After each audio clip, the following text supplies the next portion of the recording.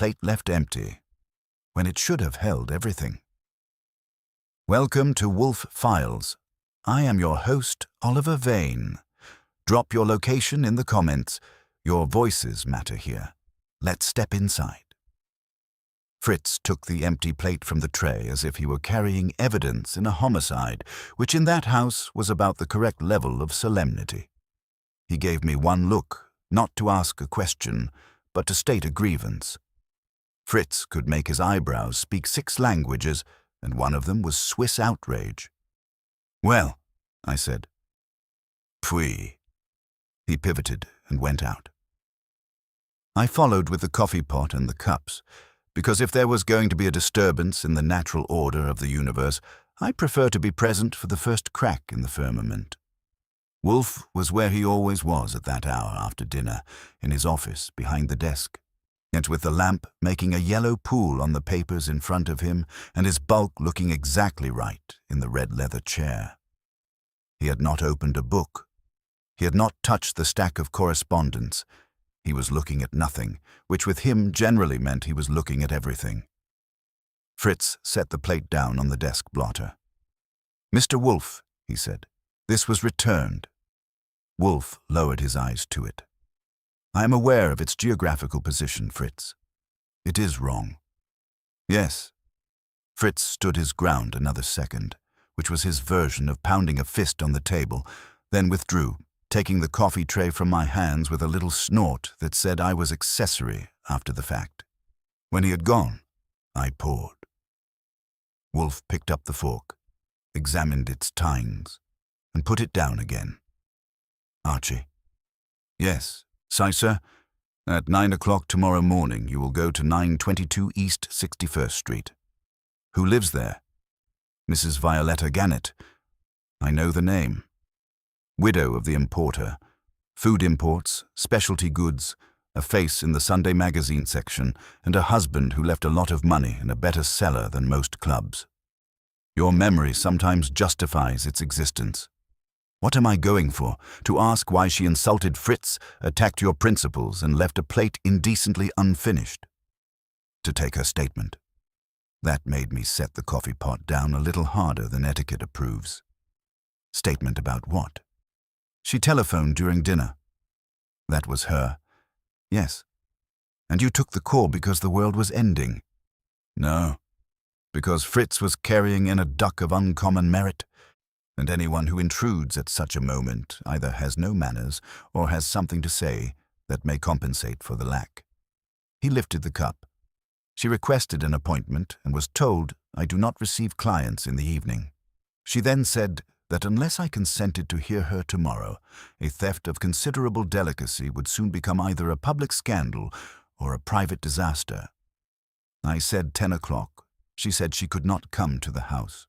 She asked that you call on her first and determine whether I should be burdened further. Why not just refuse? I was about to. Then she used a phrase. What phrase? Wolfe took a sip. She said, "It concerns a plate that should never have been empty." I stared at him. So that's why. Yes. It was pure Wolfe. And a mayor could call to say City Hall had burned down and get less attention than a woman who managed to tie an impending scandal to his dinner plate.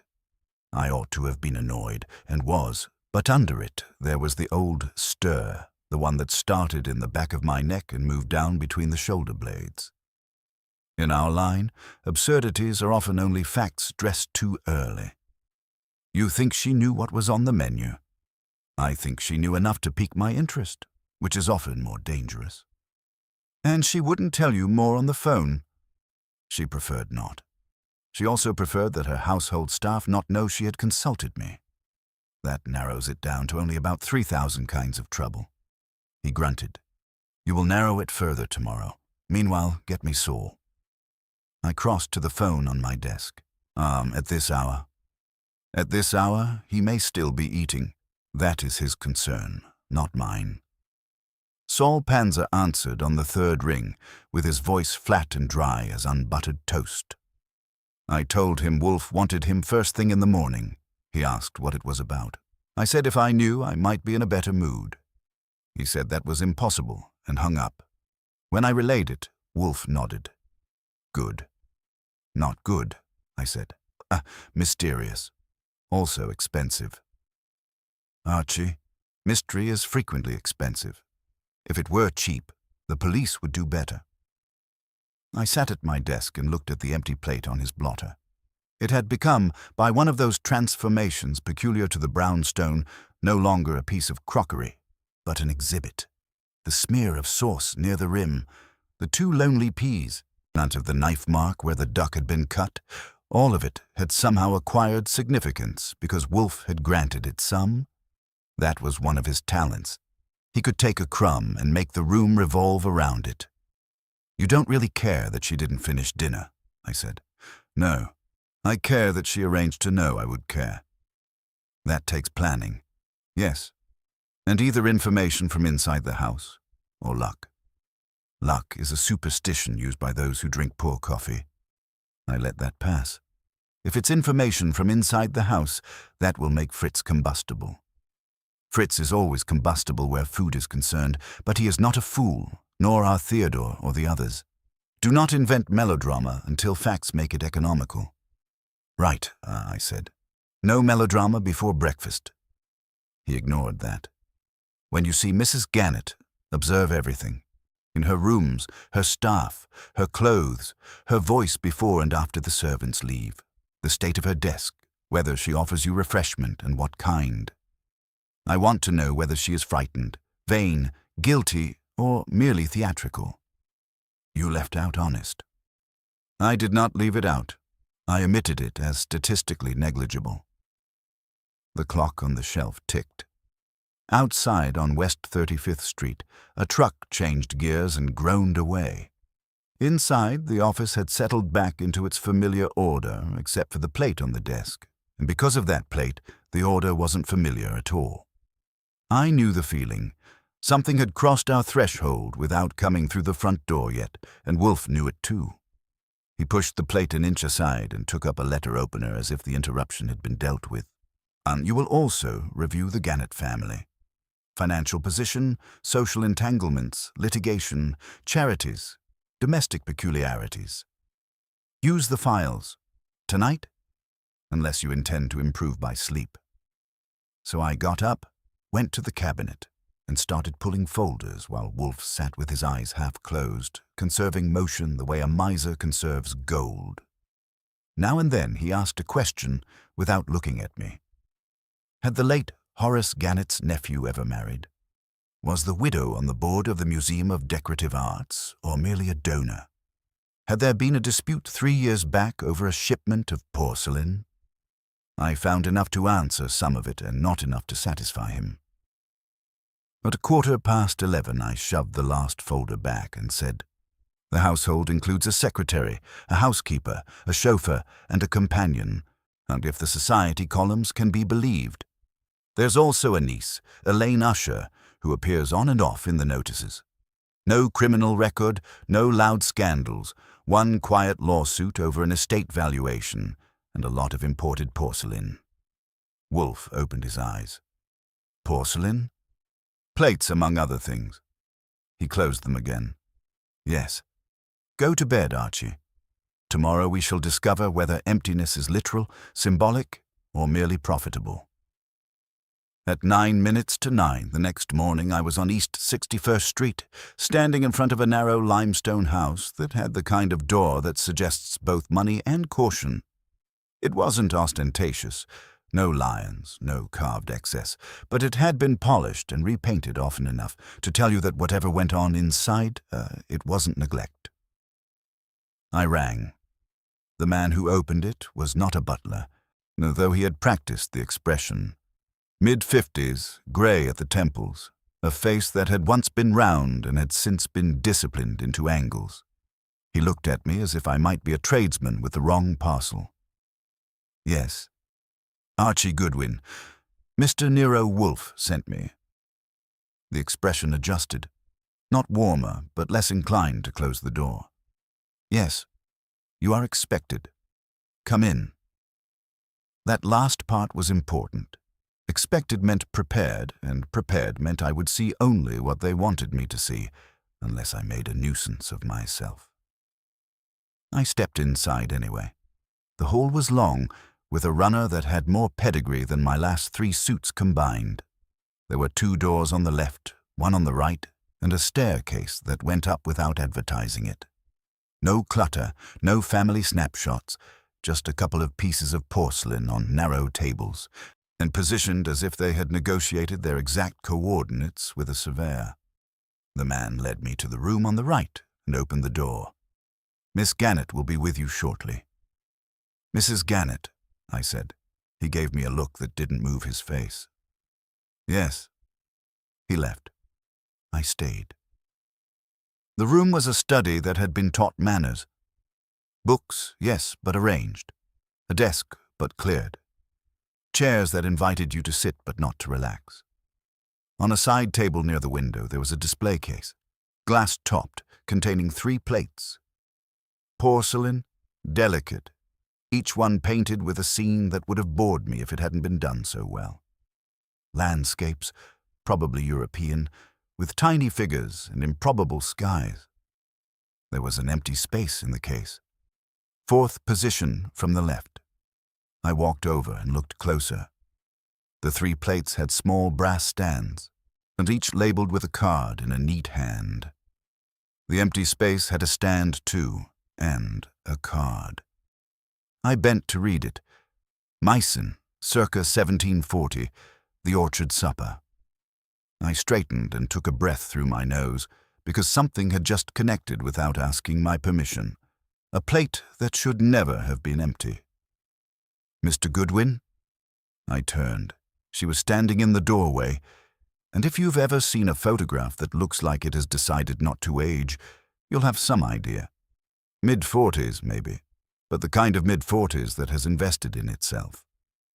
Dark hair pulled back without strain, a face that could do expression or not as required, and eyes that had decided long ago that other people were usually disappointing.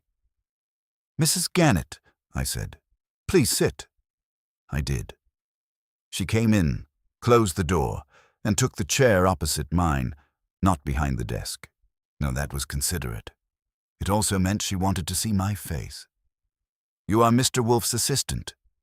I am Mr. Wolfe's legs, eyes, and occasionally his manners. She let that pass without a smile. "Did he explain why I asked you to come?" "He said you mentioned a theft of considerable delicacy and a plate that should never have been empty." Her eyes moved just once toward the display case, then back to me. "Yes." "Before we get delicate," I said, "let's get simple. That empty space. Something's missing." "Yes." "When did you last see it there?" "Yesterday afternoon at approximately 4. "And when did you notice it was gone?" "At 6:30. "Who else knew it was there?" She tilted her head slightly. "Anyone who has been in this room?" "That includes?" "My secretary, Miss Dale, my housekeeper, Mrs. Eames, my chauffeur, Mr. Corbett, my companion, Miss Usher, my niece. Occasionally visitors, though not many. The collection is not public." "Anyone else with a key?" "No." I nodded. "No sign of forced entry?" "No." "No broken glass, no disturbed locks, no windows open?" "No." "So whoever took it either belongs here or was let in?" "Yes." "And you don't want the police?" "I do not." "Because?" She leaned back a fraction. "Because the plate is not merely valuable. It is singular." "That's what the label says," I said. "Meissen, 1740, Orchard Supper. Sounds like something a man would write down after a good lunch." "It is one of a set of 4, she said. Or rather it was. I glanced at the case again. "And the other 3 are here?" "Yes. And the 4th is the one that should never have been empty." Her fingers moved once on the arm of the chair, then were still. "You understand the phrase?" "I understand you wanted Mr. Wolfe to understand it." "Yes." "Why him?" She didn't answer immediately. Instead, she looked at me as if measuring something she hadn't decided to buy. Then she said, "Because Mr. Wolfe is known to value exactness, and because he is known to keep matters private. He values his fees too. I am prepared for that." "Good," I said, "because I'm not authorized to give discounts for porcelain." She ignored that. "The plate is unique not merely in design, but in history. The set was commissioned privately. The scenes depict a sequence. 4 meals, 4 settings, 4 arrangements of the same figures. Together, they tell a story. And without the 4th, the story is incomplete. And that's a problem because you like your stories tidy." "No." Her voice changed a shade, and not louder, but tighter. "Because the 4th contains an element that is not present in the others." "What kind of element?" "A detail. A figure. One that has significance beyond the aesthetic." "Significance to whom?" "To me. Only to you." She held my eyes. "Yes." That was neat, but it wasn't true. I didn't say so yet. "Let's go back," I said. "Yesterday, 4 o'clock, you saw it in the case." "Yes." "Who was in the house then?" "My secretary was in the office. My niece was upstairs. The housekeeper was in the kitchen. Mr. Corbett was out with the car. And you? In this room." "Alone?" "Yes." "And between 4 and 6:30. I had a call at 5. My niece came down at 5:15. We had tea. My secretary left at 6.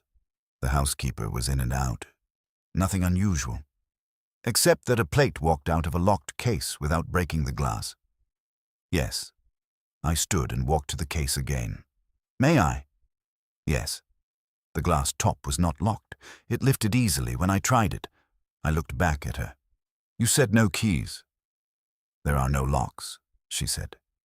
"This is not a museum." "No," I said. "It's a house where something valuable was easy to pick up and carry away." "Yes." I lowered the glass and studied the remaining plates. Fine work, no question. The labels were identical in hand, the stands polished, the spacing exact. Whoever had taken the 4th had done it cleanly. No disturbance, no haste. "Mrs. Gannett," I said, "you've got 4 people in this house who knew about that plate and had access to it. One of them took it, or let someone else take it. Not you called Wolfe instead of the police because you don't want noise. You also said the missing plate contains something significant only to you, which I don't believe. So before I go back and tell Wolfe whether he should be burdened further, I need the part you didn't say on the phone." She didn't answer at once. Her gaze moved past me to the empty space in the case and stayed there a moment too long. Then she said very quietly, "The figure on that plate, on the 4th, it is not painted from imagination. It is a likeness." "Of?"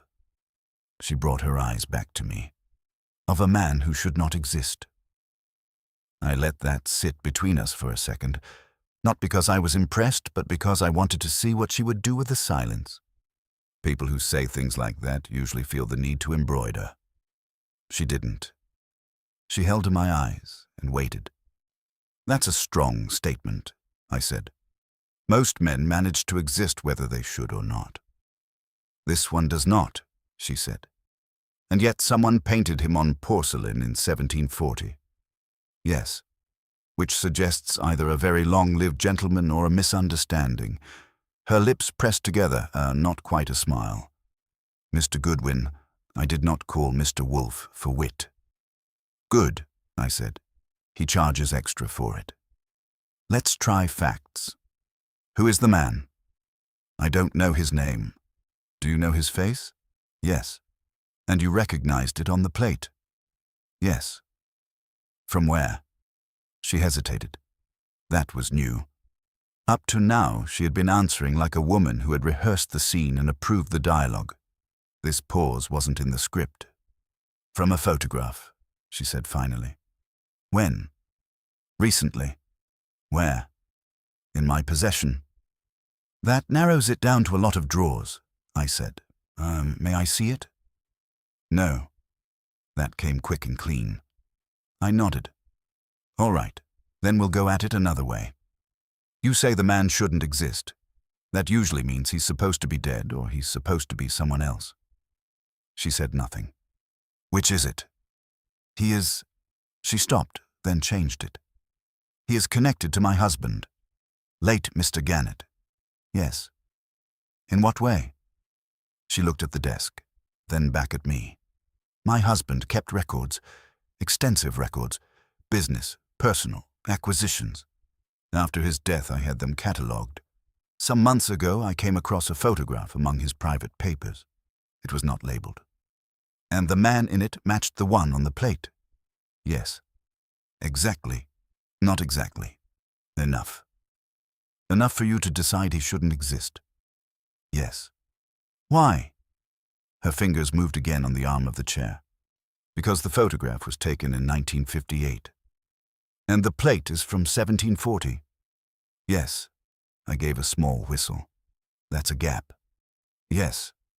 And you didn't think of coincidence. I do not believe in coincidence when it comes to my husband's possessions. That's a convenient philosophy, I said, yeah. It saves time. She ignored it. The photograph was taken at a dinner. 4 people at a table. The man, this man, was one of them. Who were the others? My husband, a business associate, and a woman I did not know. Do you know now? No. And you've shown this photograph to no one? No. Except possibly the person who took the plate? No. You're sure? Yes. Because if someone else knew what was on that plate, they might have had a reason to remove it. She leaned forward slightly. Mr. Goodwin, I am not a fool. I did not display the plate after I recognized the figure. I kept the realization to myself. And yet the plate is gone. Yes. So either someone else recognized it independently, or the reason it was taken has nothing to do with the face. Yes. That gives us 2 lines, I said. Neither of them pleasant. She sat back again. I'm not concerned with pleasantness. Most people aren't when something's missing, I said. They get concerned when it comes time to pay for finding it. I told you I am prepared. Good. Now, about your household. I ticked them off. Miss Dale, the secretary? How long has she been with you? 3 years. Trustworthy? Yes. Mrs. Eames, the housekeeper? 7 years. Mr. Corbett, chauffeur? 2 years. Miss Usher, your niece? She has been with me since her mother died. 8 years. And you trust all of them? Yes. That's unfortunate, I said, because one of them is either a thief or a fool. Her eyes cooled a degree. You are very direct, Mr. Goodwin. It saves time, I said. May I speak with them? Yes, but not all at once. I prefer them separately. Less opportunity for rehearsal. She nodded. Very well. I will have Miss Dale come first. She rose and went to the door, opened it and spoke to someone outside in a voice too low for me to catch.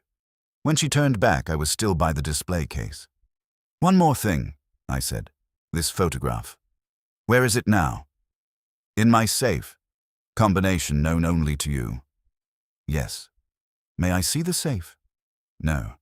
Later? No. That's going to be a problem. No, she said. It is going to be a condition. I shrugged.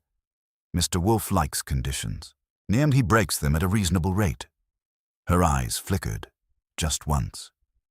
Then you may inform him that if he wishes to take this matter, he will respect mine. I'll inform him, I said. He'll decide what he respects. The door opened and a young woman came in. Late 20s, neat, efficient, with the kind of face that doesn't invite speculation. She glanced at Mrs. Gannett, then at me. Miss Dale, Mrs. Gannett said, this is Mr. Goodwin. He is asking questions about the plate. Miss Dale nodded. Yes, ma'am. Mrs. Gannett looked at me. I will leave you. That's fine, I said. Less pressure. She went out, closing the door behind her. Miss Dale took the chair Mrs. Gannett had vacated. hands folded in her lap. "What would you like to know?" "Start simple," I said. "Where were you yesterday between 4 and 6:30? "In the office," she said. "Working. I left at 6. "Did you come into this room?" "No." "Did you see anyone go in or out?" "No." "Did you know about the plate?"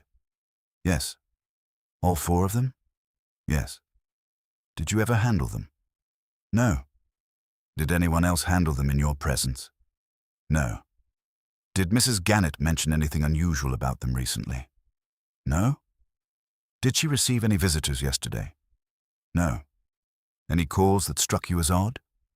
She hesitated, just a fraction. "There was a call at 5. "From whom?"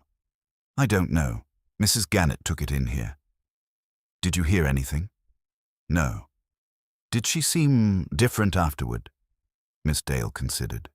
"She seemed preoccupied."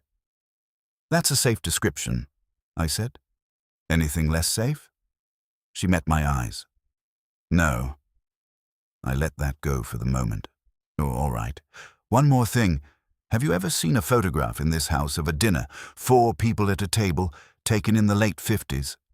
Her brows drew together slightly. "No." "Never?" "No." "Thank you," I said. "Please send in Mrs. Eames." She stood, nodded, and went to the door. As it closed behind her, I turned back to the display case and looked again at the empty space. 3 plates, neat as soldiers. 1 absence, louder than all of them. A man who shouldn't exist had been painted 2 centuries before his photograph was taken. And sometime between 4 and 6:30 yesterday, someone in this house had decided that was a fact better removed than explained.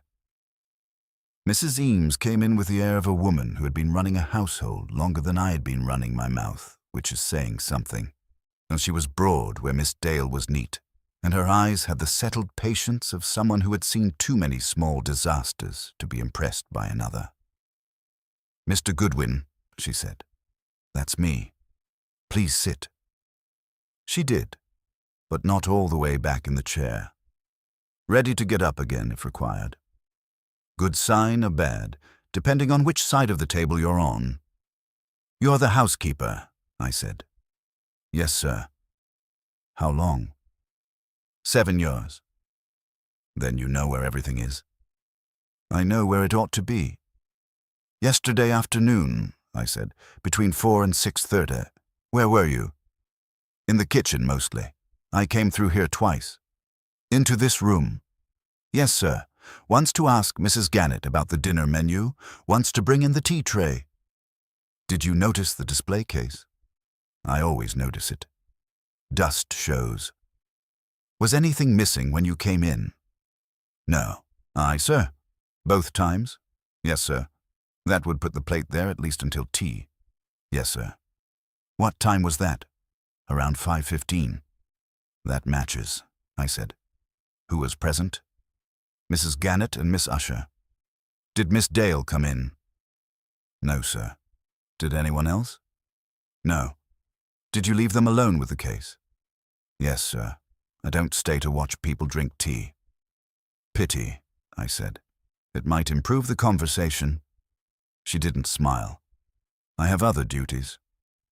"I don't doubt it. After tea, did you come back in here?" "No, sir." "Did you see anyone else go in or out of this room between then and 6:30? "No, sir." "You're sure?" "Yes, sir." "Doors locked?" "No, sir." "Windows?" "Closed." "Anyone at the door?" "Mr. Corbett came back around 5:30. "Did he come in here?" "No, sir." "You saw him?" "Yes. I let him in." "Did he go anywhere unusual?" "He went to the garage entrance." "Through the back?" "Yes, sir." "Did he pass this room?" "No, sir." "Did you notice anything out of place later, after 6:30 when the plate was discovered missing?" Her lips tightened a fraction. "No, sir, except that it was gone." "That counts," I said. "One more thing. Have you ever seen a photograph in this house of 4 people at a dinner table, taken in the 50s? She shook her head. No, sir. Thank you, I said. Please send in Mr. Corbett. She stood and left without wasting motion. I stayed where I was and went over the timing in my head. Plate present at 4. Present at 5:15. Gone by 6:30. That gave me a window of 75 minutes, maybe less. In that time, according to Mrs. Eames, only 2 people had been in the room with access, the widow and the niece. That was too neat. Houses are never that tidy unless someone is sweeping. The door opened and Mr. Corbett came in, early 40s, compact, with a driver's shoulders and a face that had learned to mind its own business. He gave me a nod that didn't commit him to anything. Mr. Goodwin. Sit down, Mr. Corbett. He did. You drive for Mrs. Gannett? Yes, sir. How long? 2 years. Yesterday afternoon. Where were you between 4 and 6:30? Out with the car, picked up a package on Lexington, then waited. Came back around 5:30. Who let you in? Mrs. Eames. Did you come into this room? No, sir. Did you go upstairs? No, sir. Where did you go? To the garage entrance. Parked the car. I stayed there until I was called. Called by whom? Miss Usher. At what time? Around 6. What for? She wanted the car ready. Did you take her somewhere? No, sir. She changed her mind. That's convenient, I said. Did you see her after that? No, sir. Did you see Mrs. Gannett? No, sir. Did you see anyone go into this room? No, sir. Did you notice anything unusual in the house? He thought for a second. No, sir. Any strangers at the door? No, sir. Any calls that seemed odd? I don't answer the phone, sir. That's a virtue, I said. Have you ever seen a photograph in this house? 4 people at a dinner table taken in the 50s? No, sir. All right, I said. Send in Miss Usher. He stood and left. I moved back to the case again. 3 plates, 1 gap. The labels were still perfectly aligned, so the stands untouched. Whoever had taken the 4th had done it with care, not a smash and grab, but a lift and go. That suggested familiarity, or at least respect. The door opened, and Miss Usher came in. If Mrs. Gannett was a photograph that had refused to age, Miss Usher was a sketch that hadn't decided what it was going to be yet. Mid-20s, fair hair, eyes that looked at you and then past you as if checking for something more interesting behind your head. There was a quickness in her movements that didn't match the room. Mr. Goodwin, she said. Miss Usher, please sit. She did, but like Mrs. Eames, she didn't settle. Different reason. Mrs. Eames was ready to get up because she had work. Miss Usher was ready because she might bolt. You had tea in this room yesterday at 5:15, I said. Yes. With your aunt? Yes. Did you notice the display case? Yes. Were all 4 plates there? Yes. You're sure? Yes. After tea, did you come back into this room? No. Did you see anyone else go in or out? No. Did you call Mr. Corbett at 6? Yes. Why? I thought I might go out, but you didn't. No. Why not? She shrugged, a quick, restless motion. I changed my mind. About what? About going out. That's a circular explanation, I said. Try a straight line. She looked at me, and for a second there was something sharp there, not restless at all. I didn't feel like it. Did something happen between 5:15 and 6? No. Did you speak to your aunt? Yes. About what? Nothing important. That's my department, I said. Everything is important. What did you talk about? Dinner, a book. I don't remember. Do you remember a phone call at 5? Her eyes flickered. Yes. Did you hear any of it? No. Did your aunt seem different afterward? She was quieter than usual. Yes. Did that strike you as odd? No. Why not? She can be quiet. That's helpful, I said. Have you ever seen a photograph in this house? 4 people at a dinner table taken in the 50s? She shook her head. No. Never? No. Do you know anything about the plates beyond what's in the labels? No. You don't care about porcelain?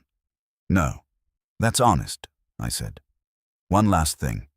Between 5:15 and 6:30, did you go anywhere in the house besides upstairs and here? No. Did you pass this room? No. Did you see your aunt come in or out? No. All right, I said. Thank you. She stood, nodded, and went out. So I stayed where I was, looking at the empty space, and ran it again. Plate there at 5:15. Gone by 6:30. Only 2 people in the room with it in that window, by the housekeeper's account. One of them had just told me she hadn't come back. The other had arranged for me to be here. That left either a liar or a flaw in the pattern. I went to the door, opened it, and found Mrs. Gannett in the hall as if she had been waiting for the cue. Well, she said. I'll report to Mr. Wolfe, I said. He'll decide whether he's interested. And you? I looked back at the case once more, at the neat precision of the 3 that remained and the deliberate absence of the 4th. I'm interested, I said, because either someone in your house is better than they look, or you are.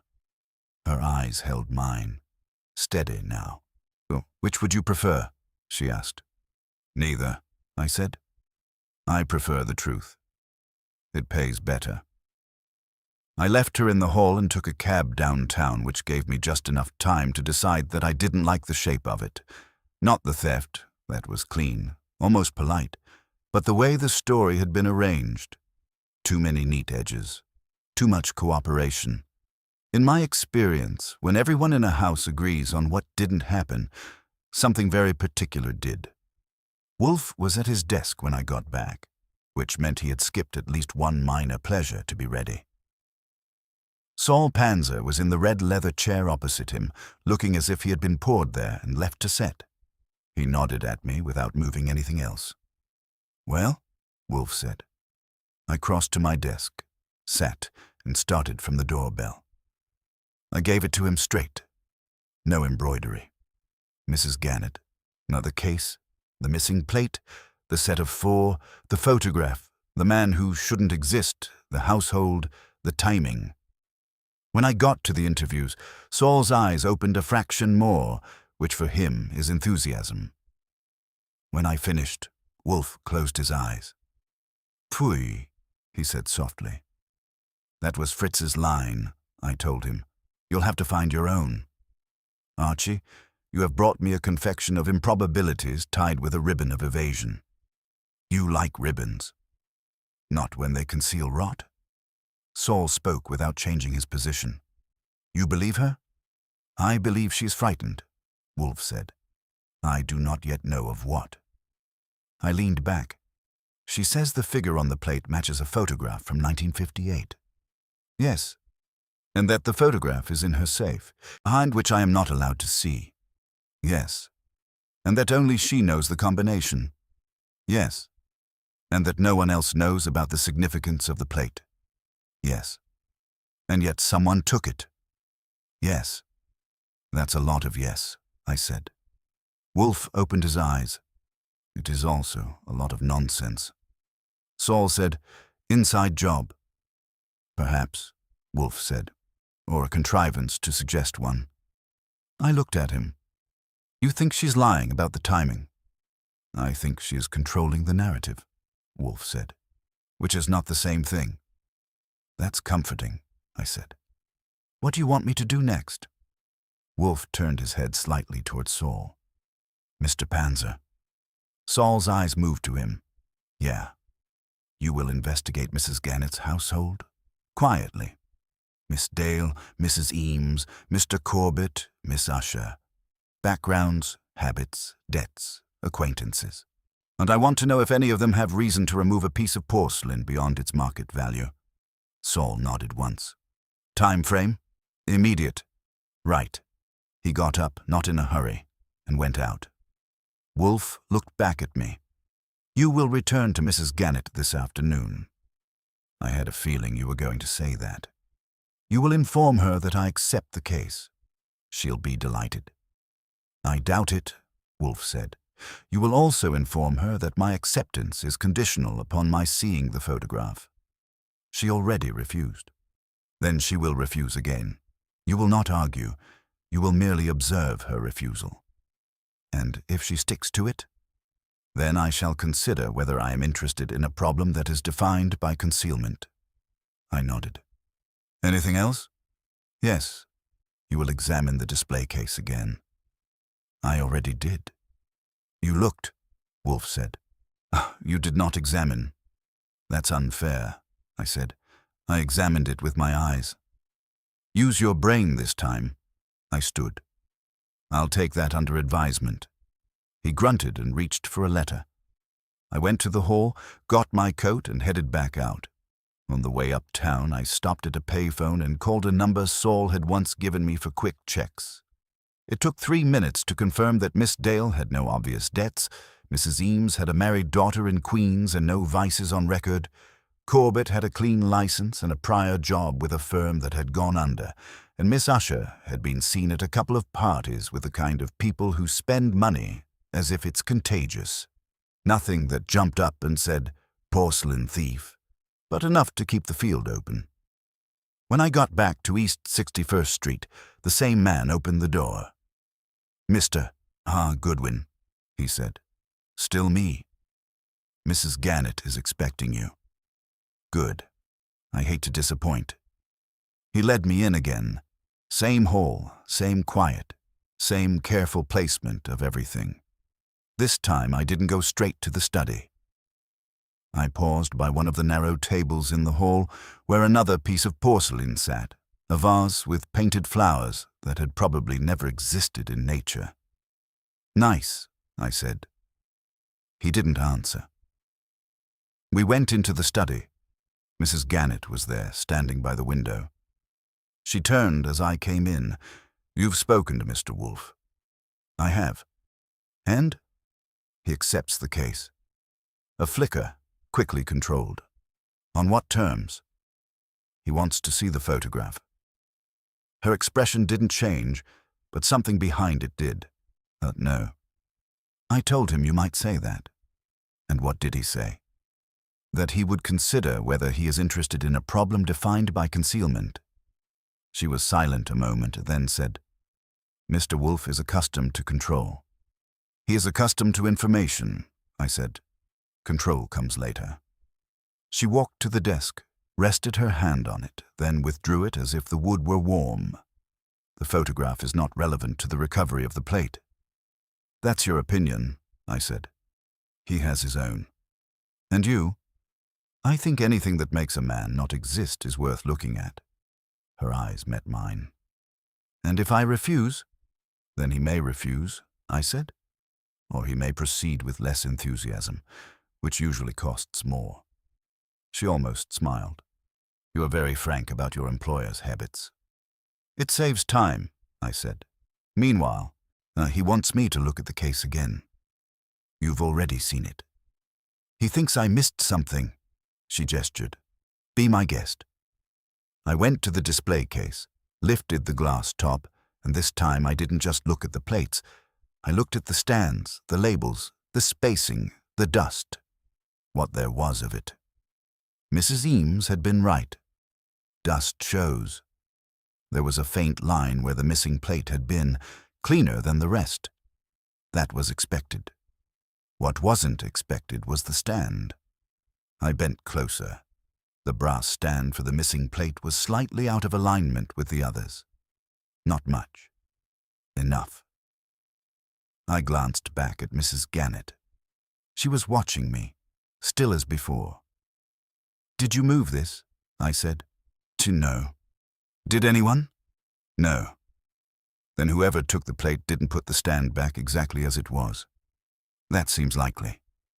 "Except the other 3 are perfect," I said, "which suggests either carelessness on the last, or haste, or indifference," she said.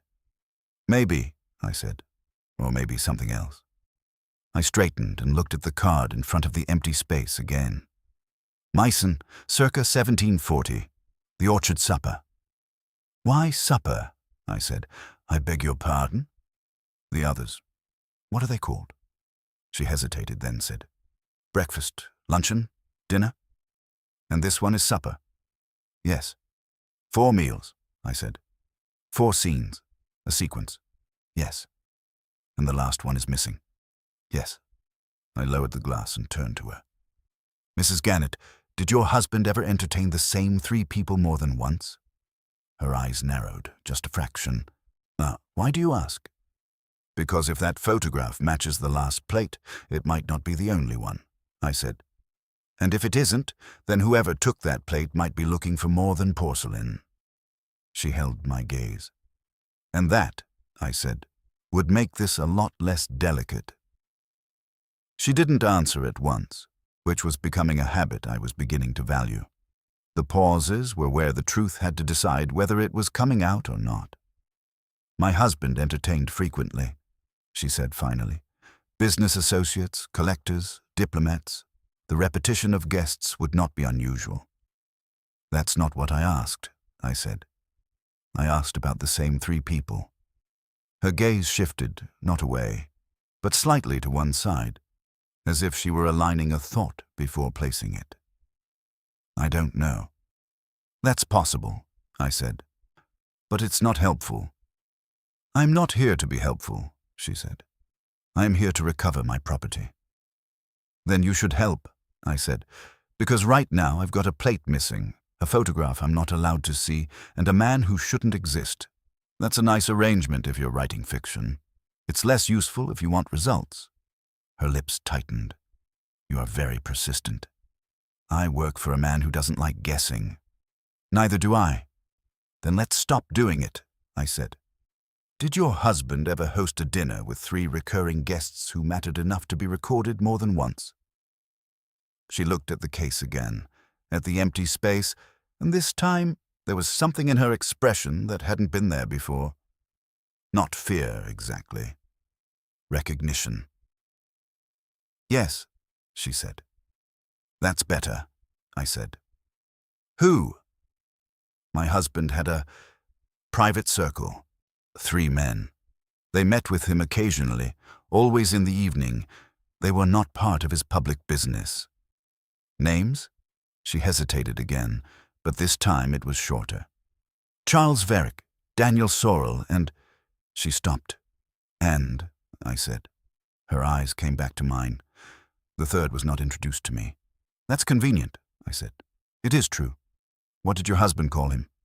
He didn't. You never heard his name? No. But you saw him? Yes. In person? Yes. And in the photograph? Yes. And on the plate? Yes. I let out a breath. Now we're getting somewhere. She said nothing. Tell me about Varick and Sorrell, I said. Varick was an industrialist. Chemicals.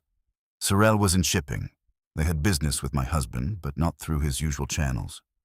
Still alive? Varick died 3 years ago. Sorrell last year. Convenient, I said. Yes. And the third man, your anonymous guest. He doesn't exist. Yes. Except he does, I said. In porcelain and in a photograph. Yes. And possibly somewhere else. Her fingers moved again, that small, restless motion. What do you mean? I mean if your husband met with these 3 men more than once, and if those meetings mattered enough to be remembered, there may be more records than 1 photograph. More than 1 plate, even. The plates are from the 18th century, she said. They have nothing to do with my husband's dinners. Maybe not originally, I said. But someone thought they did. Someone saw that 4th plate and recognized the man on it. Same as you. Yes. And that someone decided to take it. Yes. Why just that one? I don't know. Because it's the only one with him on it, I said, which means the other 3 plates don't show those dinners, or those people. Yes. Which makes that 4th plate special in a way that has nothing to do with porcelain. Yes. I nodded. All right. Now we've got motive. Someone wanted that image gone, either to keep it from being seen or to have it. She leaned forward slightly. Which? That depends on who took it, I said. And why? And you will find that out? I'll try, I said. But I'll do better if I know what's in that photograph. Her jaw tightened. No. I sighed. Mrs. Gannett, you're making this harder than it needs to be. I have my reasons. So does everyone, I said. Most of them are bad. She didn't respond. Fine, I said. Let's try another angle. Those three men, Varick, Sorel, and the Invisible One, what did they have in common? They were all involved in discrete transactions. That's a polite way of saying something, I said. What kind of transactions? My husband imported goods. Some of them required special arrangements. Licenses, tariffs, inspections, I said, or things that didn't want to be inspected. She met my eyes. You understand? I understand money, I said, and the ways it moves when it doesn't want to be noticed. Yes. And these three men helped your husband move it. Yes. Which means they all had reasons to keep things quiet. Yes.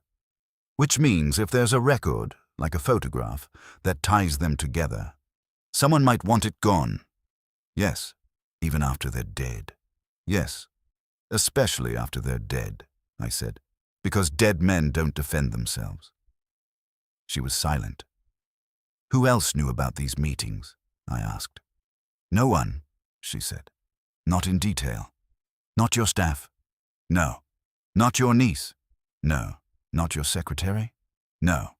Not your housekeeper? No. Not your chauffeur? No. Then whoever took that plate either guessed very well or knew something you think they didn't. Yes, I rubbed my chin. Or, I said, they didn't care about the man at all. She frowned. What do you mean? I mean they took the plate for its value, and the rest is coincidence. She shook her head. No. You're sure? Yes. Why? Because the other three are more valuable as a set, she said. I bet anyone who knew porcelain would know that. Good, I said. That rules out a random thief. Yes. And leaves us with someone who knew what they were taking. Yes. And why? Yes. I looked at her for a long moment. All right, I said. Here's where we are. You've got a missing plate that contains an image of a man tied to your husband's private dealings. That man appears in a photograph you won't show me. 3 other men connected to those dealings are dead. And someone in your house, or with access to it, took that plate without disturbing anything else. Yes. And you want it back without involving the police. Yes. Then you're going to have to trust Wolfe more than you want to. She held my gaze. We shall see. Yeah, I said. We will. I turned to go, then stopped at the door and looked back at the case one more time. Mrs. Gannett, I said, one last question. Yes? When you saw that photograph, when you recognized the man, what did you do? She hesitated, just long enough. Nothing, she said. I nodded. That, I said, is what worries me. When I got back to the brownstone, Wolfe was exactly where I had left him, which is to say, he had not moved in any way that could be measured without instruments. The only difference was that the stack of letters had been disturbed, which meant he had applied himself to something trivial while waiting for something important. Saul was back too in the same chair, which told me he had not gone far, or had already returned with enough to be interesting. Well, Wolfe said. I took my place and gave it to him. Not just the answers, but the pauses, the hesitations, the places where Mrs. Gannett had chosen a word and then another. When I got to the 3 names, Varick, Sorel, and the unnamed third, Saul's eyes sharpened another fraction. When I finished, Wolfe made a small sound in his throat that might have been approval or indigestion. Mr. Panzer, he said. Saul shifted just enough to show he was still alive. Yeah. Varick and Sorel. Already started, Saul said. Varick's company folded into a larger outfit before he died. Clean on paper, not so clean underneath. Sorel ran shipping through 3 fronts. Customs had an interest, never proved anything. Both men had money, both had enemies, both had reason to keep things quiet. And the third? Saul shook his head once. No name, no trail. Wolfe nodded. Miss Usher? Saul's mouth moved a millimeter. Likes parties. Likes expensive ones. No visible income beyond her aunt. No known debts, but she spends. Mr. Corbett? Straight on paper. Prior employer went under. Insurance irregularities, not his. No record of trouble. Miss Dale? Clean. Too clean, maybe. No debts, no lovers, no habits. Mrs. Eames? Solid. Family in Queens, no nonsense. Wolfe closed his eyes. And Mrs. Gannett? Saul looked at me, then back at Wolfe. Careful. Controls information. Doesn't like being crossed. That we knew, Wolfe said. Did she lie? Saul shrugged slightly. About what? About the time, the access, the knowledge. Saul thought, maybe, nothing obvious. I said, she admitted the 3 men. That's more than she had to. Wolfe opened his eyes. Yes. Which means she has decided that fact is no longer useful to conceal. Or that it can't be, I said. Precisely. I leaned forward. Yes, you think the plate wasn't taken between 5:15 and 6:30? I think, Wolfe said, that the time window was convenient. For her. Yes. And for whoever took it. Yes. Saul said, inside job. Wolfe shook his head. Perhaps. But do not let simplicity seduce you, Mr. Panzer. We have a woman who withholds, a household that aligns too neatly, and an object whose significance exceeds its value. I said, and a photograph we can't see. Yes. And you're going to let that stand? For the moment, Wolfe said. That's generous, I said. No, he said. It is strategic. If we demand it too soon, she will refuse. If we demonstrate that we can proceed without it, she may reconsider. Or she may not, I said. Then we shall reconsider, Wolfe said. He turned his head slightly toward me. Archie, you will telephone Mrs. McGannett. Now, yes. And say what? You will tell her that I wish to see all 4 members of her household here this evening at 8 o'clock. All of them, I said. Secretary, housekeeper, chauffeur, niece. Yes. She won't like that. No. She may refuse. Yes. And then we shall see how much she desires the return of her plate. I grinned. Now you're talking. I went to the phone and dialed. It took 3 rings.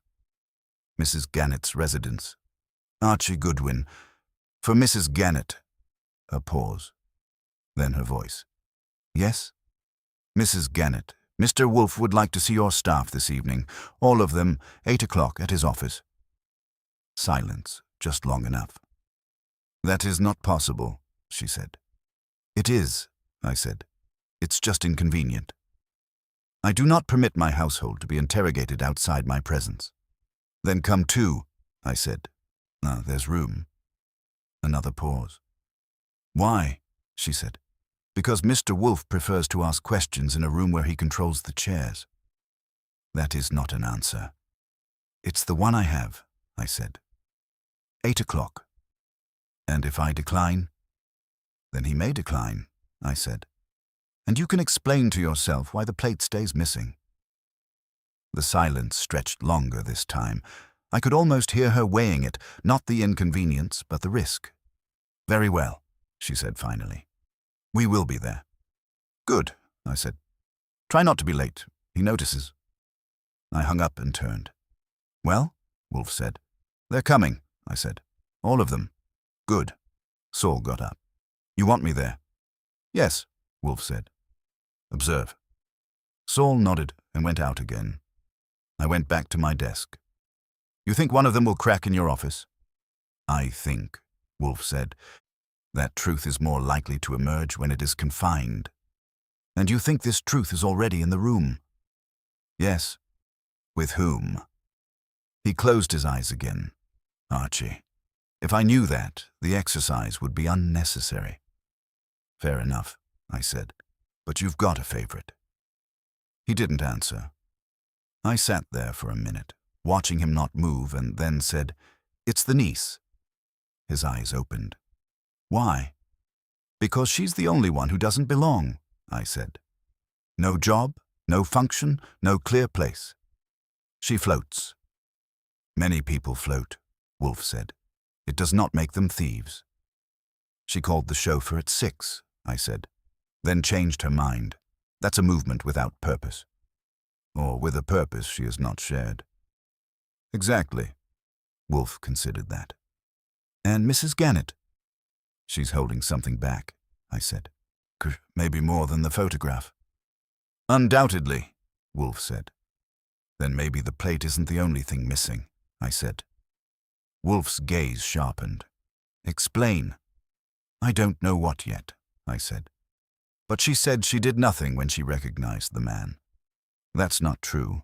People like her always do something. They just don't always admit it. Wolfe nodded slowly. Yes. And if she moved something, hid it, changed it, that could be what the thief was after. Or what the thief discovered, Wolfe said. Either way, I said. Tonight should be interesting. Wolfe leaned back, settling more deeply into the chair as if preparing for a performance he had already written. Yes, he said, it will. By 10 minutes to 8, the chairs were set, which in Wolfe's office is as much preparation as moving artillery into position. That Wolfe was in his seat behind the desk, hands resting where they belonged, eyes closed in what strangers might mistake for indifference. I knew better. When Wolfe closes his eyes at a moment like that, he's not withdrawing, he's arranging. Saul was off to one side, not seated, just present. That's his specialty, being present without being counted. I had the chairs opposite Wolfe spaced just enough apart to keep elbows from touching and close enough to keep voices from dropping. It's a detail Wolfe approves of. The bell rang at precisely 8. Right on time, I said, and went to get it. They came in as a group, which told me Mrs. Gannett had decided not to let any of them arrive separately. Control again. She led, with Miss Dale just behind her, then Mrs. Eames, Mr. Corbett, and finally Miss Usher, who looked like she would rather have been anywhere else but hadn't found a way out. Mr. Wolfe, Mrs. Gannett said. Madam, Wolfe replied without rising. Be seated. They arranged themselves. Mrs. Gannett took the center chair, naturally. Miss Dale to her right, Mrs. Eames to her left, Corbett and Miss Usher at the ends. I took my place at my desk. Wolfe opened his eyes. Mrs. Gannett, he said, you have engaged me to recover a plate. Yes. You have also declined to provide certain information I consider relevant. Yes. Nevertheless, I have accepted the task. Yes. He inclined his head slightly. Very well. We shall proceed. He let his gaze move over them one by one, not hurried, not lingering, just enough to let each of them feel it. Then he spoke again. Yesterday, between approximately 5:15 and 6:30 in the evening, a piece of porcelain was removed from a display case in your study. No force was used, no damage was done. The removal was precise. No one spoke. 4 of you had direct access to that room during the relevant period, Wolfe continued. Mrs. Gannett, Miss Usher, Mrs. Eames, and, potentially, Miss Dale. Mr. Corbett did not enter the room. Corbett shifted slightly but said nothing. Wolfe went on. Each of you has stated that you did not remove the plate. Silence. Each of you has stated that you did not see anyone else remove it. Silence again, heavier this time. Therefore, Wolfe said, either one of you is lying, or the plate was removed at a time other than that stated. Miss Usher moved first, a small adjustment in her chair. Are you suggesting? I am stating, Wolfe said, that facts which align too conveniently are often arranged. Mrs. Gannett spoke. My statements were accurate. Wolfe turned his head slightly toward her. Madame, your statements were selected. A faint tightening around her mouth. I do not appreciate. You need not appreciate, Wolfe said. You need only listen. He shifted his gaze to Mrs. Eames. You entered the room at approximately 5:15 with tea. Yes, sir. The plate was present. Yes, sir. You left Mrs. Gannett and Miss Usher in the room. Yes, sir. You did not return. No, sir. Wolfe nodded, then turned to Miss Usher.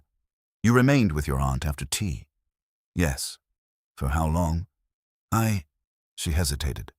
A few minutes. Define a few. 10. Perhaps 15. During that time, did you approach the display case? No. Did your aunt? No. Did you leave the room together? Yes. At what time? I don't remember exactly. Approximate. Around 5:30. Wolfe's eyes shifted to Mrs. Gannett. Madame? She inclined her head slightly. That is correct. Wolfe made a small sound. Yet you told Mr. Goodwin that you were in the room at 4 and again later, and that the plate was present at 4 and missing at 6:30. Yes. You did not specify when you next observed the case after tea. I did not consider it necessary. On the contrary, Wolfe said, it is essential. He turned to Miss Dale. You did not enter the room? No. Did you see Mrs. Gannett or Miss Usher leave it? No. Did you see them together at any time after 5:15? Yes. In the hall. At what time? Around 5:30. And then? Miss Usher went upstairs. Mrs. Gannett returned to the study. Wolfe's eyes moved back to Mrs. Gannett. You returned alone? Yes. For how long did you remain? A short time. Define short. 10 minutes. And during that time, did you observe the display case? No. A pause. Then Wolfe said very softly, Madame, that is not credible. Her chin lifted. I have no reason to lie. You have several, Wolfe said. But let us not catalogue them yet. He shifted his gaze to Corbett. At 6, you were summoned by Miss Usher. Yes. She then changed her mind. Yes. Did she give a reason? No. Did you see her afterward? No. Did you see Mrs. Gannett? No. Wolfe nodded and leaned back slightly. Now, he said, we shall consider a different question. Why that plate? No one answered. It is not the most valuable individually, Wolfe said, nor is it the least. As part of a set, its value is enhanced. Removing one diminishes the whole. He looked at Mrs. Gannett. Yet you assert that the significance of the plate lies not in its market value, but in an image it contains. She said nothing. Wolfe went on. An image you have not shown me. An image you claim is unique. Yes. And known only to you. Yes. Wolfe's eyes narrowed a fraction. That, madam, is false. The word landed. Mrs. Gannett's hands tightened on the arms of her chair. You have no basis? I have sufficient basis, Wolfe said, to state that at least one other person in this room knew of the plate's significance before it was removed. A stillness fell that wasn't silence anymore. It had weight. Miss Usher's eyes flicked just once toward her aunt. Wolfe saw it. Ah, he said softly. Miss Usher. She stiffened. I don't know what you mean. Indeed you do, Wolfe said. You summoned Mr. Corbett at 6. You intended to leave the house. I changed my mind. Yes, Wolfe said, because by then the plate was no longer where you expected it to be. Her face flushed. That's ridiculous. Is it? Wolfe said. You had opportunity. You had motive, curiosity perhaps, or something less innocent. And you had knowledge.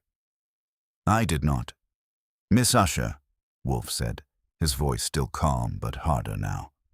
You will not improve your position by denial. You will improve it by accuracy. She looked at her aunt, then back at Wolfe. I didn't take it. I did not say you did, Wolfe said. I said you knew. Her lips parted, then closed. Wolfe leaned forward slightly. Who told you about the plate? Miss Usher didn't answer at once, and this time the silence worked against her. It wasn't the composed pause her aunt used.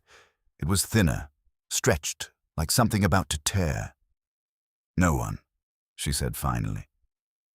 Wolfe shook his head almost gently. Miss Usher, you are not equipped for sustained falsehood.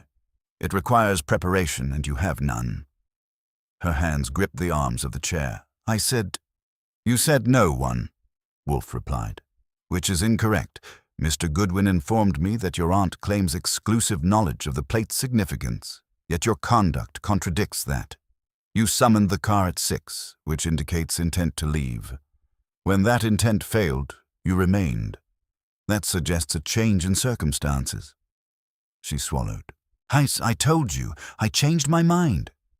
Yes, Wolfe said, because you had already accomplished what you intended, or because you discovered it had been accomplished by another. Her eyes flicked again, involuntary this time, toward Mrs. Gannett.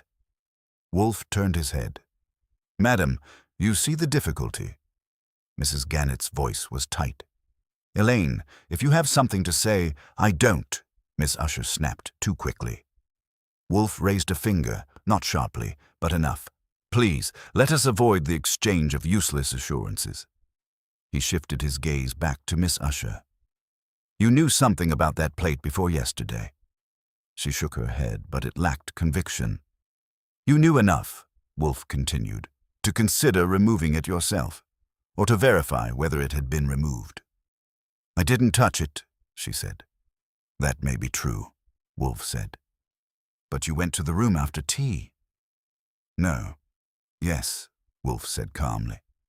Mrs. Gannett returned to the study alone after you left. Miss Dale observed this. You went upstairs. That is your account, but it is incomplete. He paused, then added, You came back down. Miss Usher's face went still. You returned to the study after your aunt left it, Wolfe said. You opened the case. No. You saw that the plate was missing, Wolfe said. That is when you called for the car. Her mouth opened, then closed. The color had drained from her face now. That's not, she began. Wolfe's voice cut across it, still quiet. You did not take the plate, Miss Usher. If you had, you would not have summoned the car. You would have left without hesitation. She stared at him. You expected the plate to be there? Wolfe went on. You went to see it. It was gone. That surprised you. It also alarmed you. A small sound escaped her, not quite a word. Wolfe leaned back slightly. Therefore, someone else removed it before you entered the room. The air shifted. It was subtle, but it was there, the focus turning. Miss Usher looked at her aunt, and this time she didn't look away. You told me, she said. Mrs. Gannett's head turned sharply. What? You told me about it, Miss Usher said, her voice unsteady now but gaining strength. Not everything, but enough. Wolfe's eyes flickered just once. There it was. Mrs. Gannett's expression hardened. Elaine, you showed me the photograph, Miss Usher said. The words landed harder than Wolfe's had. You said it was nothing, she went on, that it was just something you'd found. But you were lying. I could tell. And then I saw the plate. You were not to go through my papers, Mrs. Gannett said, her voice low and controlled. I didn't, Miss Usher said. You showed it to me. You wanted me to see it. Wolfe spoke softly. Indeed. Mrs. Gannett turned to him. That is not... You wished to test her reaction, Wolfe said, to determine whether the image had significance beyond your own perception. Mrs. Gannett said nothing. Miss Usher shook her head. I didn't know what it meant, but I knew it mattered. And when I saw the plate in the case, I realized... You realized the face was the same, Wolfe said. Yes. And you went to confirm it after tea? Yes. And it was gone? Yes. She looked down at her hands. I didn't take it. I believe you, Wolfe said. He turned his gaze slowly to the others. Miss Dale, he said. You did not enter the room. No, she said. Mrs. Eames, you did not return after tea. No, sir. Mr. Corbett, you did not enter at all. No, sir. Wolfe nodded. Thus, he said, we are left with a simple sequence. The plate was present at 5:15. Mrs. Gannett and Miss Usher were alone in the room. They left together. Mrs. Gannett returned alone. She remained for approximately 10 minutes. During that time, she had exclusive access. Mrs. Gannett's eyes flashed. Are you accusing me of... I'm stating, Wolfe said, that you are the only person in this room with both opportunity and knowledge. That is absurd, she said. Why would I remove my own property? A pertinent question, Wolfe said. One we shall answer. He leaned forward slightly, his voice dropping just enough to pull them in. Of course, you recognized the face on the plate, he said. You connected it to a photograph in your possession. You concluded that the image represented a fact you wished concealed. I did no such... You then removed the plate yourself, Wolfe said, not to steal it, but to control it. Silence. You did not wish the plate to remain in the case, Wolfe continued, where it might be seen by others, by Miss Usher, for example, whose curiosity you had already engaged. Mrs. Gannett's hands tightened. You removed it after tea, Wolfe said. You concealed it, and then... He paused, just a fraction. You discovered that concealment was insufficient. Her voice was barely above a whisper. You're wrong. No, Wolfe said. I'm incomplete. There is a distinction. He sat back. You did remove the plate, he said. But you no longer have it. That landed. Mrs. Gannett's head came up. What? Wolfe's gaze was steady. You removed it from the case, and then it was taken from you. The room held still. Miss Usher stared at her aunt. You... Mrs. Gannett shook her head. No. Wolfe lifted a hand slightly. You concealed the plate somewhere within the room, not in the case, not in the safe which you guard. Somewhere accessible, temporary. And during that interval, another person entered. No one entered, Mrs. Gannett said. On the contrary, Wolfe said. Someone did. He turned his head. Mr. Corbett, he said, you returned at 5:30. You were admitted by Mrs. Eames. You proceeded toward the garage. Yes. But you did not go directly there, Wolfe said. Corbett's face didn't move. Yes, I did. Wolfe's eyes held his. No. A beat. Else you paused, Wolfe said. At the study. No?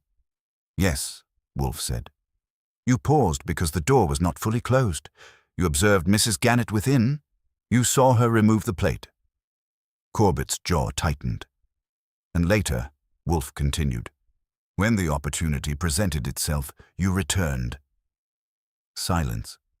You entered the study while it was empty, Wolfe said. You located the plate where she had concealed it, and you took it.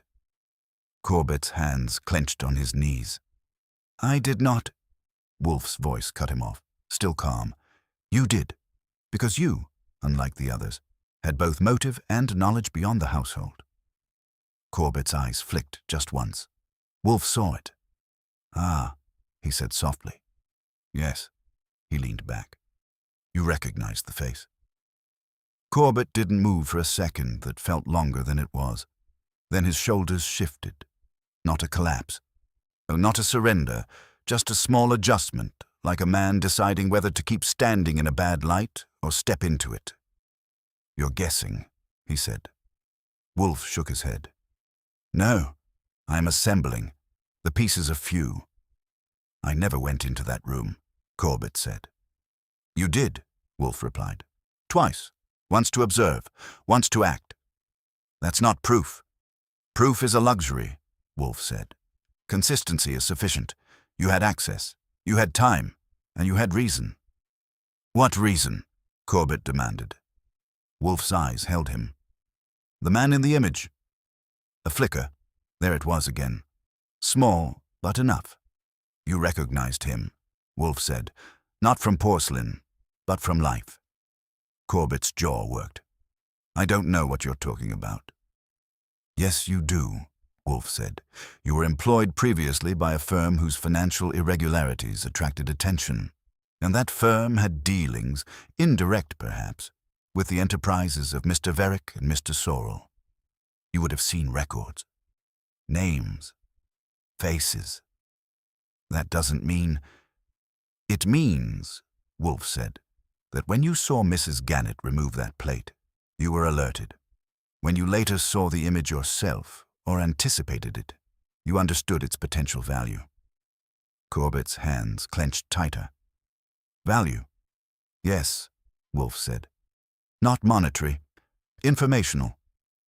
Silence. You took the plate, Wolfe continued, because it contained evidence. Evidence of a connection your former employers, and perhaps others, would prefer remain obscured.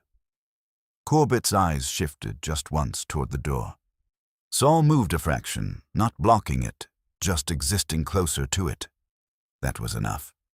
You're making a story, Corbett said. No, Wolfe said. You're part of one. Mrs. Gannett spoke, her voice sharp now. If you're accusing him, you must... Madam, Wolfe said, I'm explaining him. He returned his gaze to Corbett. You took the plate. You did not destroy it. That would have been simple but wasteful. Instead, you retained it. For what? Corbett said.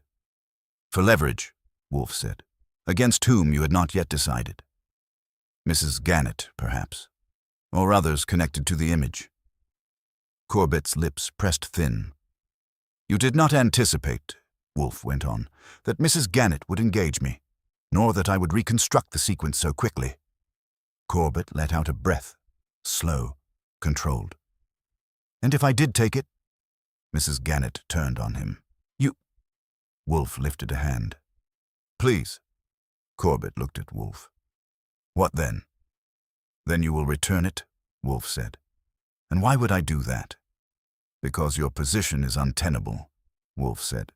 You have taken an object of value from your employer. You have done so with knowledge that implicates you in matters beyond theft. If Mrs. Gannett chooses to involve the police, your past employment will be examined. That may prove inconvenient. Corbett's eyes narrowed.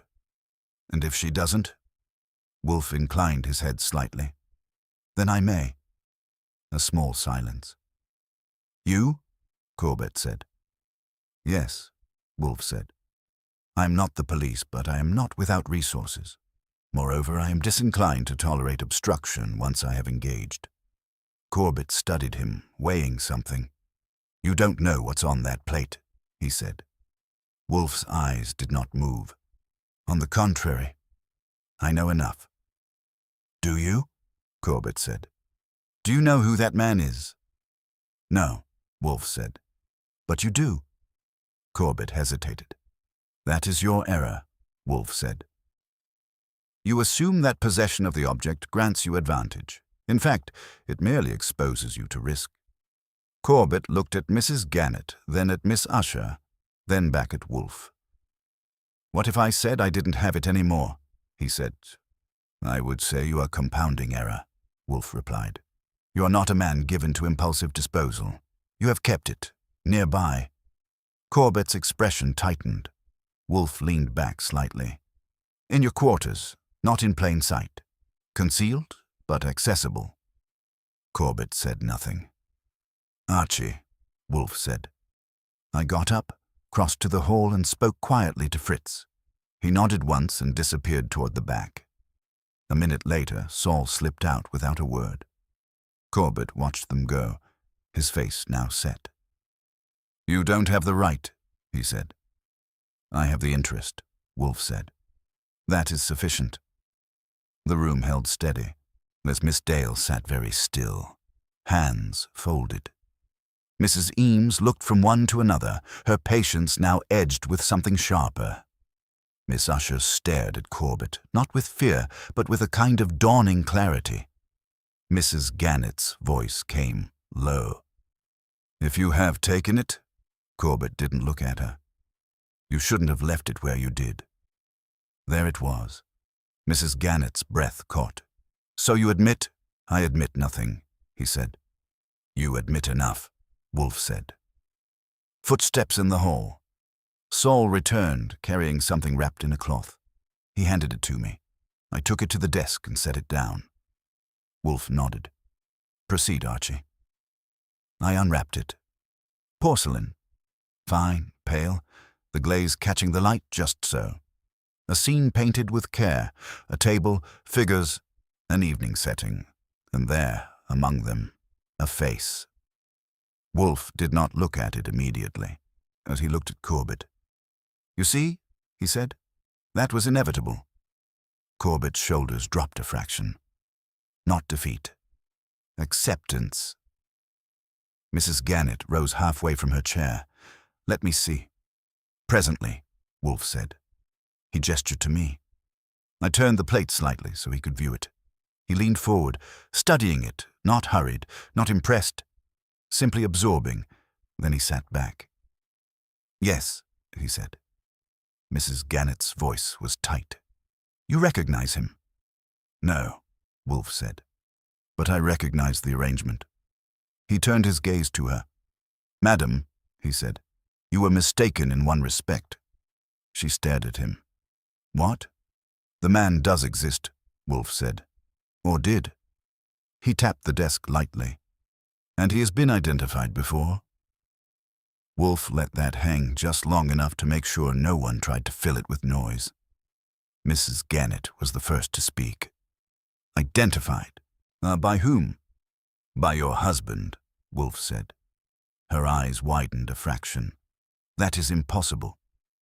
"On the contrary," Wolfe said. "It is the only explanation that satisfies all the conditions you have presented while accounting for those you have concealed." I leaned back a little. Here it came, the part Wolfe enjoyed and everyone else paid for. "You discovered a photograph among your husband's papers," Wolfe continued. "A dinner, 4 people, one of whom you could not identify. That troubled you, not because the man should not exist, but because your husband had preserved the image without explanation." Mrs. Gannett said nothing. "You then recognized the same face on the 4th plate," Wolfe went on. "This did not create the mystery, it confirmed it. The plate did not reveal the man, the photograph did. And the plate merely proved that your husband, or someone before him, had already made that connection." "That's absurd," she said, but there was less force in it now. "No," Wolfe said. "It is precise. The set of plates depicts 4 meals, a sequence, not random scenes, but a progression. The final plate, the one removed, shows the same 4 figures arranged as in the photograph, which means the image on the plate is not an artistic invention, but a deliberate echo." He gestured faintly toward the porcelain. "Your husband acquired that set because he recognized its significance. He had already seen or possessed the arrangement it depicted." Mrs. Gannett's hand moved to the back of her chair.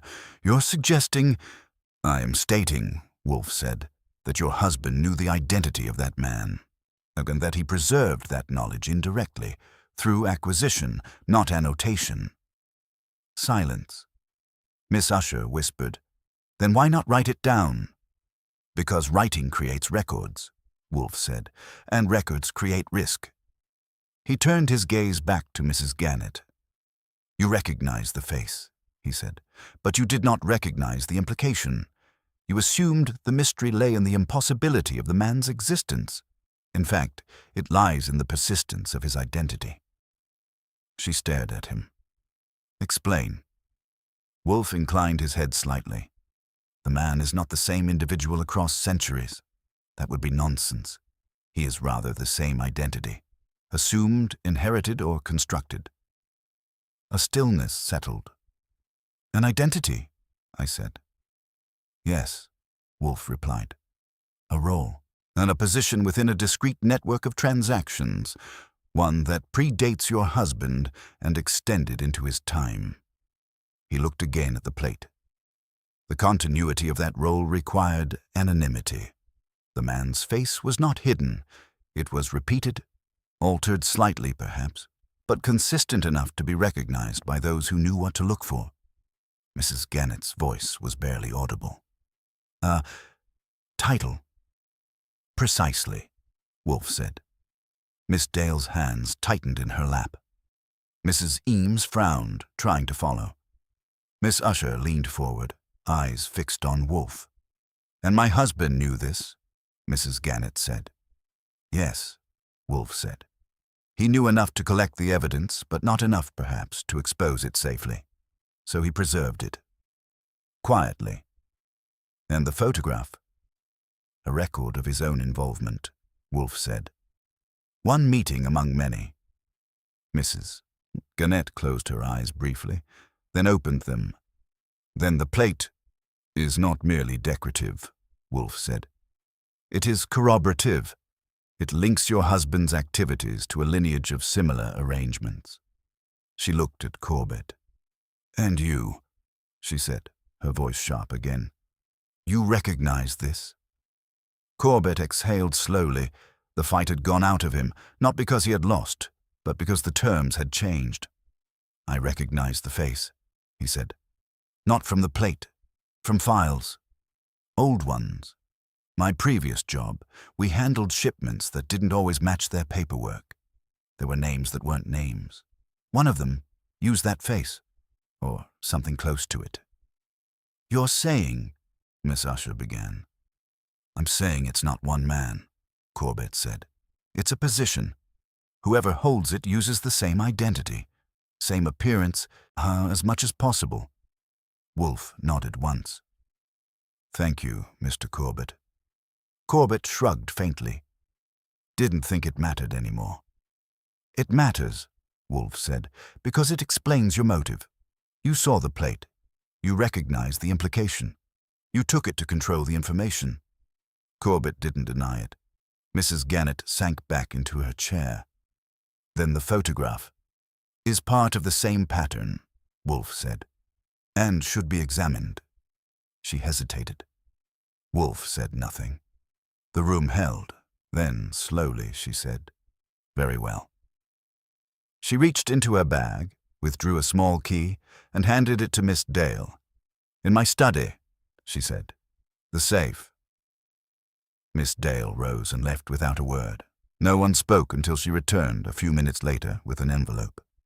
She handed it to Mrs. Gannett, who hesitated only a second before passing it to me, and I opened it and slid the photograph out. 4 people at a table. Late 1950s, judging by the cut of the clothes and the stiffness of the composition. Gannett younger, 2 men who matched the names. And the 4th. I placed it beside the plate. Same arrangement, same angle, same face. Not identical, not exact, but close enough that once you saw it, you couldn't unsee it. I handed both to Wolfe. He studied them, then nodded. Yes, he said. Mrs. Gannett's voice came, quieter now. What happens next? Wolfe placed the photograph and the plate side by side on his desk. The plate is returned to your possession, he said. The photograph remains yours. What you do with the knowledge they represent is your decision. And him, she said, looking at Corbett. Wolfe considered. Mr. Corbett, he said, has already relinquished his advantage. And whether you retain him is a matter of trust, not law. Corbett said nothing. Mrs. Gannett looked at him for a long moment, then said, You will leave my employment. He nodded once. Fair enough. And say nothing, she added. He gave a faint, humorless smile. Wasn't planning to. Wolfe leaned back. The matter is concluded, he said. That was that. They left.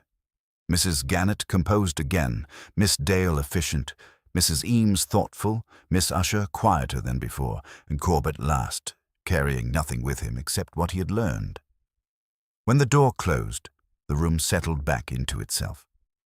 I looked at Wolfe, You going to explain the rest? He picked up his coffee cup. There is nothing further to explain. Sure there is, I said. That identity, who runs it, how it works. Archie, he said, then we are not employed to dismantle centuries-old structures. We are employed to resolve specific disturbances. Like empty plates? Yes. I looked at the desk, at the faint ring where the porcelain had rested. Funny thing, I said. A man who isn't one man. Wolfe sipped his coffee. Human arrangements, he said, are often more durable than the individuals who compose them. Fritz appeared in the doorway. Dinner is served.